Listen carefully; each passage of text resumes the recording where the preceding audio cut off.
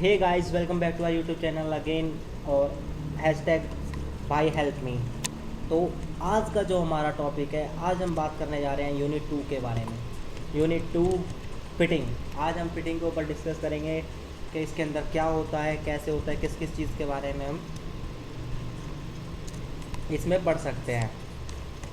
तो फिटिंग के बारे में सबसे पहले हम फिटिंग का थोड़ा इंट्रोडक्शन जानेंगे कि फिटिंग का क्या इंट्रो है, थोड़ा उसके बारे में डेफिनेशन वगैरह क्या है। तो पहले वो यूज़ करेंगे। सबसे पहले आपके स्क्रीन पे शो हो रही है आपको इंट्रोडक्शन जो है फिटिंग के बारे में, तो हम उसको थोड़ा सा पढ़ते हैं।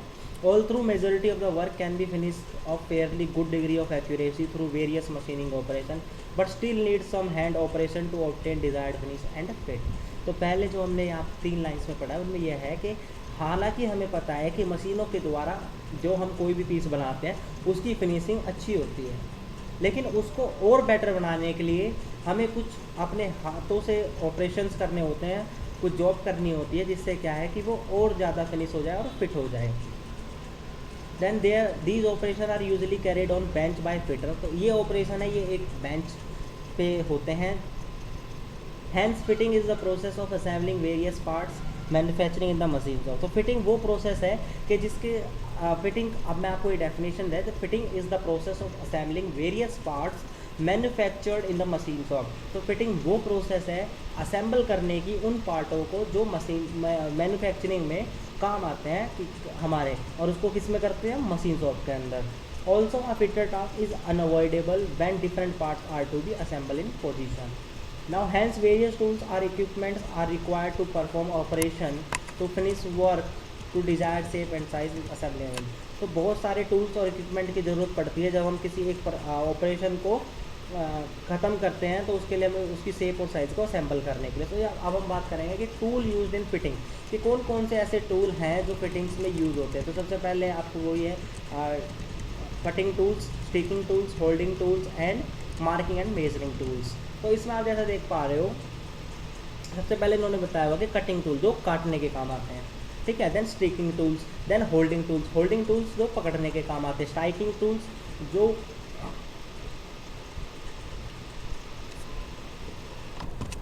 तो स्ट्राइकिंग टूल्स वो टूल्स होते हैं जो जो हमारे किसी चीज़ को पकड़ने के काम आते हैं, जैसे चीज़ल हो गया, ठीक है। नाउ सरफेस प्लेट हो गया। Now marking and measuring tools, तो मार्किंग टूल्स हो गए जैसे कि पंच हो गया। मेजरिंग टूल जैसे कि आपका ट्राई स्क्वायर हो गया, ठीक है। वर्नियर कैलिपर हो गया, माइक्रोमीटर हो गया, अगर कोई ऐसी जॉब है जो राउंड में एक्यूरेसी में चाहिए, तो ये टूल्स होते हैं। इनके बारे में हमने बात करी। अब इसके बाद कटिंग टूल्स को हम थोड़ा ओपन से पढ़ना चाहते हैं कि कटिंग टूल्स होते क्या हैं। तो now cutting tools place a most important role in removing excess metal from the job to obtain desired finish part. तो इसमें कहा है कि कटिंग टूल वो टूल होते हैं जो किसी भी जॉब का मेटल रिमूव करने में हमारी मदद करते हैं, उस शेप में बनाने में, जब तक हम उस प्रोडक्ट को उस शेप में ना बना दे जिस शेप के अंदर वो हमसे मांगा गया है। तो यहाँ पे हमें नीचे बहुत सारे कटिंग टूल्स के नाम दें, जैसे चीज़ल हो गया, हेक्सा हो गया, फाइल्स हो गई, स्क्रैपर्स हो गया, ड्रिल बिट्स हो गए, रीमर्स हो गया, टेप्स हो गए, डाइस हो गए एंड सॉकेट्स। नाउ चीज़ल क्या होता है? चीज़ल तो ये आप देख लेना, ये चीज़ल मुझे बताने की ज़रूरत नहीं है कैसे कैसे इसके पार्ट है, पॉइंट ऑफ कटिंग एज जो भी हैं इसके चीज़ल के। उसके बाद फ्लैट चीज़ल हो गए, इसमें क्रॉस कट चीज़ल हो गया, हाफ राउंड चीज़ल हो गया, डायमंड पॉइंट चीज़ल हो गया, साइड चीज़ल हो गया, हैक्सो हो गया, सो ब्लेड हो गया। एक ये हैक्सा ज़रूर पढ़ लेना, ये हमारा इंपॉर्टेंट होता है। अगर आप फिटिंग में, जैसे कि आप ITI वाले बच्चे हो, तो उसके बेसिस पर मैं बता रहा हूँ, डिप्लोमा में इतना ओपन पढ़ने की ज़रूरत नहीं है, ITI वाले बच्चों को पढ़ने की ज़रूरत होती है, ठीक है। उसके लिए भी क्या है, जैसे हैक्सा हो गया, ठीक है, चीज़ल हो गया, ठीक है। चीज़ल आपके काम की है, जैसे मैं इसमें ऊपर ले जाता हूँ, आपको बता रहे उसके बारे में। आपको हेड और बॉडी के बारे में भी पता होना चाहिए कि क्या हेड है क्या बॉडी है उसकी, ठीक है। तो हैक्सा के बारे में हमने देख लिया यहाँ पे। तो इसका हैंडल है, ये सॉलिड फ्रेम है, ये विंग नट है, ये पिन है यहाँ पे, ये स्टैंड है, ये ब्लेड है, ठीक है। एंड इसके बाद हम नीचे फिलेट्स, ये भी हमारे उनके ITI वाले बच्चों के लिए काम किया है, पार्ट्स बताए हुए हैं फिर इसके। तो पेपर में आप ज़रूर देख लेना, पार्ट्स 100% पूछे जाते हैं। बाकी ये डिप्लोमा और ITI दोनों वाले बच्चों के लिए है। ये फाइल के बारे में, जैसे फ्लैट फाइल हो गया, हैंड फाइल हो गया, स्क्वायर फाइल हो गया, ठीक है। इनका क्या क्या प्रोसेस है, क्या कैसे काम करते हैं, ठीक है। तो ये यहाँ से फाइल्स के बारे में बताया हुआ है। तो ये जो 4 फाइल आपको बताई हुई हैं, 3 फाइल है ये, 4 round file, half round file, triangular file, नाई फेज फाइल। तो ये नाई फेज फाइल तक हम यहाँ से कह रहे हैं, जो नाई फेज फाइल है यहाँ तक की ये सारी फाइल्स इंपॉर्टेंट हैं, ठीक है। इन सब का अपना अपना फंक्शन होता है मेटल को रिमूव करने के लिए। कोई सर्कुलर फॉर्म में हेल्प करती है करने में, कोई पीस को सरफेस क्लीन करने के लिए हेल्प करती है। जैसे हम मशीन करते हैं, सब मशीन करने के बाद हम कहते हैं जैसे हमने किसी चीज़ को काटा है तो उसके हल्के हल्के से निशान रह जाते हैं काटने के किसी भी पीस पे, ठीक है, जिसको हम बर बोलते हैं हिंदी में, कि भाई हमारे मेटल पे बर रह गई है, इसकी बर रिमूव कर दो। तो बर यानी कि मेटल को क्लियर कर दो, तो वो हम फाइल के थ्रू करते हैं। देन पार्ट ऑफ स्क्रैपर, ये ITA वालों के लिए अभी आप रीमर्स, एक ये डिप्लोमा वालों के लिए है रीमर्स, और ये ड्रिल, ट्विस्ट ड्रिल और स्ट्रेट ड्रिल जिनके बारे में बात करेंगे। ड्रिल्स का भी थोड़ा इंपॉर्टेंट है। तो ड्रिल क्या होता है, ड्रिल किसी भी वेट करेंगे, a drill is a cutting tool for making through hole in a metal piece and usually has 2 cutting edges set an angle with axis. तो ड्रिल क्या होता है, ड्रिल एक कटिंग टूल होता है जो यूज़ होता है होल करने के काम किसी भी मेटल के अंदर, ठीक है। इसके अंदर 2 एंगल होते हैं, 2 एजिस होते हैं, 2 कटिंग एजिस होते हैं, और वो दोनों एजिस जो होते हैं वो किसी एक एंगल पे सेट होते हैं, जिससे क्या है जो होल एक्यूरेट होता है। तो 3 टाइप के ड्रिल है, फ्लैट ड्रिल हो गया, स्ट्रेट फ्लूटेड ड्रिल हो गया, और ट्विस्ट ड्रिल हो गया। ये आपके सामने है, ये आपको देख लेना है और इनके डायग्राम पढ़ लेना ट्विस्ट ड्रिल के खासकर। देन रीमर है, reamer, a drill does not produce accurate hole and it must be finish by finishing tool called reamer. जो एक ड्रिल होता है वो एक्यूरेट होल नहीं करता, मैं कहा था ना, वो बर छोड़ देता है कहीं ना कहीं, लेकिन उसको रिमूव करने के लिए या तो आप फाइल से कर लो रिमूव, लेकिन अंदर का रिमूव कैसे करोगे, जो अंदर उसने थ्रेड काटे हुए हैं ड्रिल ने, या जो होल करा हुआ है, वो आपको क्या पता कि उसने पूरा होल एक्यूरेट किया हुआ है, बीच बीच में कहीं से कुछ छोड़ा तो नहीं। तो उसके लिए हम रीमर लगाते हैं, जो कि परफेक्शन के काम आता है, एकदम आपको जो जॉब बिल्कुल परफेक्शन चाहिए। तो यहाँ पे 2 रीमर है, एक हैंड रीमर है, एक मशीन रीमर है, दोनों के बारे में आप स्टडी कर लेना। इसके बाद टैप, टैप्स यानी कि a tap is a screw like tool which has thread like a bolt and 3 or 4 flutes cut across the thread which is use to produce internal thread. तो यानी कि टैप सिंपल है कि भाई tap को मैं सीधा बता देता हूँ, tap means thread, thread means internal thread. किसी भी जॉब के अंदर जब आप थ्रेड काटते हो, इंटरनल जो थ्रेड काटते हो पीस के अंदर, जिससे क्या है कि भाई वो नट उसमें कस जाए, तो उसको कहते हैं टैप, ठीक है। तो ये चीज़ ध्यान रखना कि टैप हमारा जो है, इसको हम टेपिंग भी कहते हैं। अगर आप इंडस्ट्री लाइन देखोगे तो इसको हम टेपिंग भी कहते हैं कि भाई हमें टेपिंग करानी है, टेपिंग कर देना, ठीक है। तो इसका क्या है, यानी कि जब आप उसमें आप किसी जॉब के अंदर आप थ्रेड काटते हो, टेपिंग करते हो, तो जब ये हमारा काम आता है। इसके बाद टेपर टैप, सेकंड टैप, ये उसी टैप के बारे में इनको डिवाइडेड किया हुआ है आगे, कि आपको जो एंगल है वो किस किस उस पर चाहिए, ठीक है। तो ये है।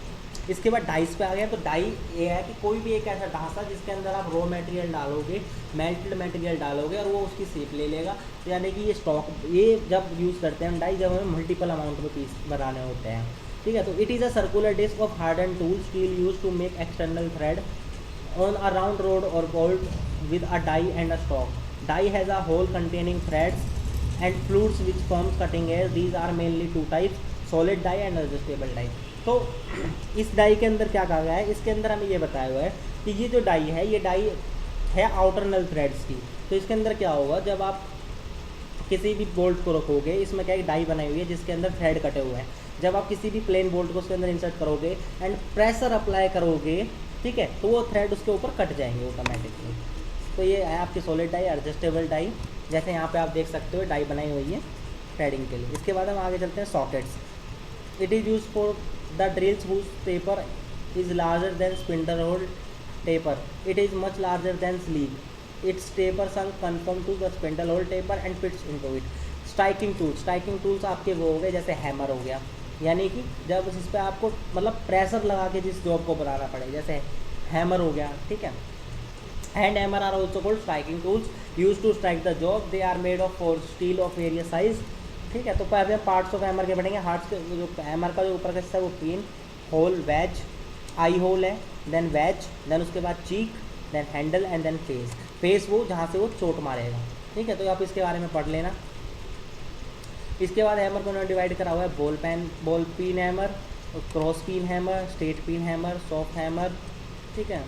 और उसके बाद होल्डिंग डिवाइस पे आज हम आ जाते हैं। होल्डिंग डिवाइस और वाइस यानी कि वो डिवाइस जो हमारे किसी भी जॉब को होल्ड करने के काम आते हैं, जिस पे हम अपने उसको ऑपरेशंस को परफॉर्म कर सकें। तो सबसे पहले बेंच वाइस हो गया, पाइप वाइस हो गया, हैंड वाइस हो गया, पिन वाइस हो गया, टूल मेकर वाइस हो गया। तो सबसे पहले हम बात करेंगे बेंच वाइस के बारे में। तो बेंच वाइस आपको ज़्यादातर देखने के लिए मिलेगा, आप चाहे फिटिंग शॉप में हो आपको वहाँ भी मिलेगा, ठीक है, और कंपनीज़ में भी मिलेगा। इसका अपना ही रोल है एक अलग। तो यहाँ पे देख पा रहे हो कि इसकी स्लाइडिंग जो है, एक मतलब इसका क्या है, दो जो होते हैं, दो इसको होते हैं पकड़ने के लिए, ठीक है। एक फिक्स होता है, एक अनफिक्स होता है। एक हैंडल दिया होता है जिससे क्या है, जो अनफिक्स वाला होता है उसको हम आगे पीछे मतलब रेसिप्रोकेटिंग मूवमेंट, अपनी जॉब को फिक्स करने के रेसिप्रोकेटिंग मूवमेंट है उसको सेट कर सकते हैं उसकी बॉडी के कारण, ठीक है। तो ये बेंच वाइज है, सिंपल सा, इसे आप बना के भी लिख सकते हो।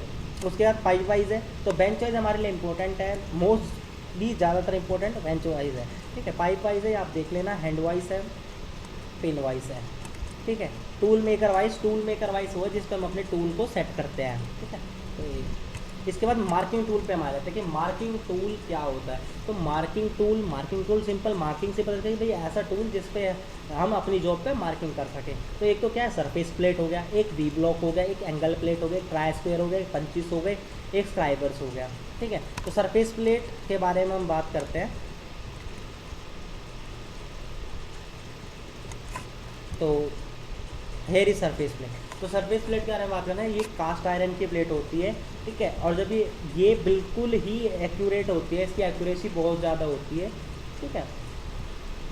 तो surface plate is made of grey cast iron of solid design, ठीक है। It is use for testing the flatness of a work. ये यूज़ होती है अपने जहाँ हमने जॉब करी है, अगर वो हमने 90 डिग्री पे जैसे हमने उसकी फेसिंग करी है तो हम उसको चेक कर सकते हैं अपनी जॉब पे रख के, क्योंकि ये एक्यूरेट होती है, मोर एक्यूरेसी के अंदर होती है।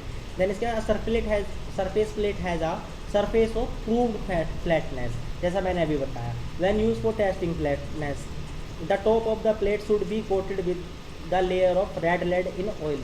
तो जब इसको बनाते हैं तो इसकी जो ऊपर वाली जो लेयर होती है वो रेड ऑयल से क्या है, उसको हम कोटेड कर देते हैं, यानी कि उसके ऊपर जो लेयर बना देते हैं वो रेड इन ऑयल की होती है। The surface is to be tested must be clean. जिस भी सरफेस को अगर हमें कोई जॉब चेक कर रहे हैं तो पहले हमें इसे क्लीन कर देना चाहिए, जिससे क्या कि कोई छोटा मोटा कचरा अगर हम जॉब करें तो वो ना दिखे, ठीक है। इसके बाद है वी ब्लॉक। तो वी ब्लॉक के बारे में हम बात करें तो V block it is made of hard and steel with V shape. इसमें क्या भी वी शेप की आपकी ग्रुप कटी होगी, जैसा आप यहाँ पे देख पा रहे हो, ये भी जॉब को चेक करने के लिए काम आती है। Scribers angle plate angle check करने के काम आती है। पंचिस मार्किंग करने के काम आते हैं, सेंटर पंच होते हैं, एक ट्रिक पंच होता है। सेंटर पंच सेंटर लगाने के काम आता है। ट्राई स्क्वायर 90 डिग्री पे चेक करने के लिए काम आता है अपनी जॉब्स को, ठीक है। इसके बाद है कुछ ऐसे टूल्स जिनको हम यूज़ भी करते हैं, ठीक है। तो जैसे फाइल कार्ड हो गया, स्क्रू ड्राइवर हो गया, स्पैनर हो गया, प्लेयर्स हो गया। तो file card it is a short wire brush use to remove small chips. ये वो शॉर्ट वायर का ब्रश है, जैसे हम अभी फाइलिंग कर रहे हैं तो उसको साफ करने के लिए हमारे काम आएगा। स्क्रू ड्राइवर कसने के लिए या टाइटनिंग करने के लिए काम आता है। स्पैनर वही चाबी टाइप मटेरियल है जो कि अब हम स्पैनर वो इम्पोर्टेंट टॉपिक है। स्पैनर में क्या है, they are also called branches are use for tightening और लूजनिंग नट्स एंड बोल्ट्स। ये नट्स एंड बोल्ट को या तो टाइट करेगी या लूज करने के काम आती है। तो इसके बाद क्या, single spanner, double end spanner, single end spanner, adjustable spanner, box spanner. Single end spanner यानी कि जो एक साइड की हो, ठीक है। ये है स्पैनर, आपको एक एग्जाम्पल यहाँ पे दिख रहा है, ठीक है। सिंगल एंड यानी कि जिसका मुंह सिर्फ एक साइड का हो। मैं आपको दिखा देता हूँ। तो जैसे ये डबल एंड स्पैनर है, तो यानी कि इसका दोनों साइड मुंह है, ठीक है। एडजस्टेबल जिसको हम एडजस्ट कर सकते हैं, ठीक है। तो ये आपको देख लेना है। उसके बाद पाइलर वही है, पकड़ने के लिए काम आते हैं जो उसको जब हम कोई स्टील रूल। अब यहाँ पे चेकिंग एंड मेजरिंग इंस्ट्रूमेंट पे हम आ गए। तो चेकिंग एंड मेजरिंग इंस्ट्रूमेंट के बारे में बात करेंगे। जैसे स्टील रूल हो गया, कैलीपर हो गया, डेप्थ गेज हो गया, वर्नियर कैलीपर हो गया, माइक्रोमीटर हो गया, गेज ब्लॉक हो गया। तो स्टील रूल देखो, मेजरिंग इंस्ट्रूमेंट सबसे ज़्यादा इंपॉर्टेंट होते हैं, क्योंकि हम जो भी काम करते हैं, जो भी जॉब करते हैं, उसको हम बना तो लेंगे लेकिन चेक करने के लिए उसके लिए प्रोसीजर भी तो चाहिए कि हमने जो बनाया है वो सही है या नहीं है। तो इसके बाद आप यहाँ पे देख सकते हो मेजरिंग इंस्ट्रूमेंट में स्टील रूल है, तो स्टील रूल में जैसे हम देखना चाहिए कि it is use for direct measurement of length we do not require great accuracy and also use to transfer the measurement from steel rule to caliper. यहाँ पे आप देख सकते हैं जिसको हम मतलब सिंपली नाप सकते हैं, जिसकी हमें सिर्फ लेंथ नापने, तो they are available in 150 mm। इसमें ये भी बताओगे कहाँ से कहाँ तक ये अवेलेबल हो, तो दे आर अवेलेबल 150 mm और 300 mm इन लेंथ। इसके बाद हम आगे बढ़ते हैं कैलिपर के बारे में। कैलिपर दो टाइप के होते हैं, एक आउटसाइड कैलिपर, एक इनसाइड कैलिपर। ये इनसाइड और आउटसाइड की डायमेंशंस कंपोनेंट्स की चेक करने के काम आता है। They are also use for comparing the sizes with the existing standards. ठीक है, स्टैंडर्ड के साथ जो हमें साइज़ दिए हुए हैं उसके साथ एक हमें साइज़ को कंपेयर करने का काम होता है। Then outside caliper and inside caliper, you can see an example like inside caliper जो इंटरनल के लिए काम आए, आउटसाइड जो आउटसाइडर के लिए काम आए। ठीक है, उनके डायग्राम है। डेप्थ गेज के बारे में बात करें, जो हमारी हाइट को या गहराई को चेक कर सके, उसे हम डेप्थ गेज में बोलते हैं। ठीक है, जैसे कि it is use for measuring the blind hole, slot and height of projection, यानी कि ये जो यूज़ होता है ये ब्लिंग होल्स और स्लॉट के लिए यूज़ होता है। तो आप यहाँ पे देख सकते हो स्टील रूल है, स्लाइडिंग हेड है, उसकी डेप्थ चेक करने के लिए ये का है। उसके बाद vernier caliper. Vernier caliper these are widely use for precision measurement of length, thickness, depth and inside and outside diameter. With vernier caliper we can achieve accuracy of up to 0.02 mm। तो यानी कि जो इसका least count है vernier caliper का manual का, वो होता है 0.02 mm, यानी कि इससे हम 0.02 mm की जॉब को भी चेक कर सकते हैं, छोटी से छोटी को। ठीक है, इसके बाद इसमें हमें दिखाया कि इसका एक लॉकनट, दे आर 2 स्केल्स, एक मेल स्केल है, एक वर्नियर स्केल है। फिर लॉकनट के बारे में हमें बताया हुआ है।